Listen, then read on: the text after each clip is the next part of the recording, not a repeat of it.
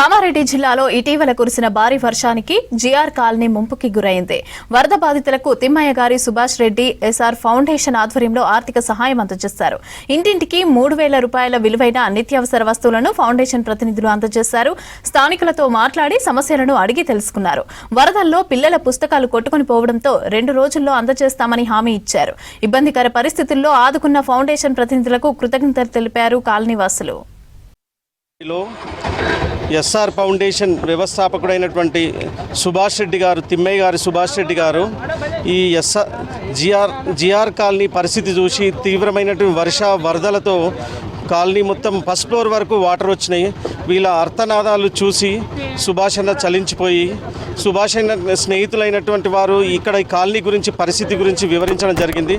అప్పటిదప్పుడే అన్నగారు ఒక 3,000 రూపాయల సరుకులు, నిత్యావసర సరుకులు 25 కేజీల రైస్తో సహా తన 100 కిట్లు తయారు చేయించి అప్పటికప్పుడు ఈ కాలనీ వాళ్ళకు, ఈ కాలనీలో ప్రతి ఇంటికి కూడా పోతే వాళ్ళ దుఃఖం మనసును కలిసివేస్తూ ఉంది.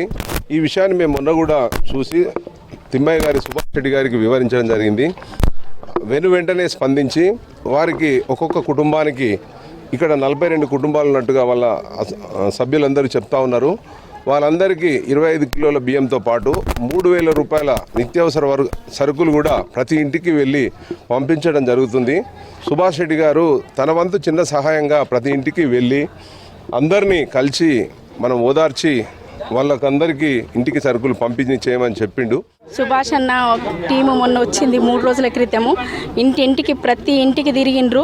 మా బాధ అర్థం చేసుకున్నారు. కమిటీ పోయి అన్నకు చెప్పంగానే క్షణంలోని మళ్ళీ మాకు వెంటనే ఫోన్ వాళ్ళు చెప్పినాక అరగంటకే మళ్ళీ మాకు కమిటీ ఫోన్ చేసి సుభాష్ అన్నకు చెప్పినాము, మీ బాధ అర్థం చేసుకున్నాడక్క, మీకు ఆయన శక్తి ఉన్నంత మటుకు సాయం చేస్తా అని చెప్పి